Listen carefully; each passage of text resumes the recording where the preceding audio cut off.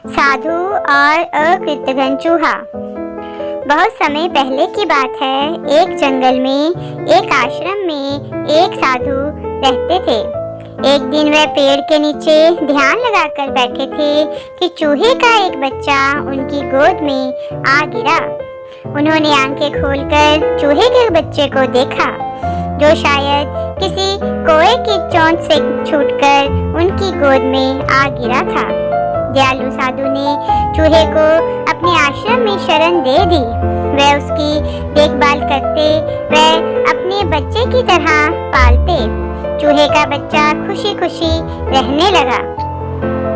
एक दिन आश्रम में एक बिल्ली आ पहुंची। वह चूहे को देखते ही उस पर झपटी। चूहा भागकर साधु की गोद में जा गिरा। उसे बिल्ली से डरता देख साधु बोले, तुम बिल्ली से डर रहे हो? चलो तुम बिल्ली बन जाओ। साधु के आशीर्वाद से चूहा बिल्ली बन गया। अब वह बिल्ली आश्रम में बेधड़क घूमने लगी।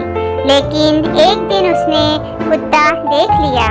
कुत्ते को देखते ही वह फिर साधु के पास जा छिपी। साधु बोले, अब तुम कुत्तों से डरती हो, चलो कुत्ता बन जाओ। साधु के आशीर्वाद से बिल्ली कुत्ते में बदल गई। चूहा कुत्ता बनकर बहुत खुश था, पर उसे अकेले बाहर जाने में डर लगता था, क्योंकि जंगल में बहुत से चीते घूमते रहते थे। साधु ने सोचा कि उसे चीता बना देना चाहिए, ताकि वह जंगल में निडर घूम सके। उन्होंने अपनी मंत्र शक्ति व आशीर्वाद से चूहे को चीते में बदल दिया। साधु अब भी उसे नन्हे चूहे की तरह ही समझते थे। उसे बहुत प्यार और देखभाल देते थे। लोग चीते को देखकर कहते, इसे देखो, साधु के वरदान से यह चूहा चीता बन गया है। चीते को ऐसी बातें सुनना पसंद नहीं था। उसने सोचा कि जब तक साधु जीवित रहेंगे, लोग उसे देखकर ऐसी ही बातें करते रहेंगे। इसलिए उसने साधु से पीछा छुड़ाने की योजना बना ली। एक दिन साधु ध्यान में बैठे थे। चीता उन्हें मारने की नीयत से वहां पहुंचा। साधु उसकी नीयत भांप गए।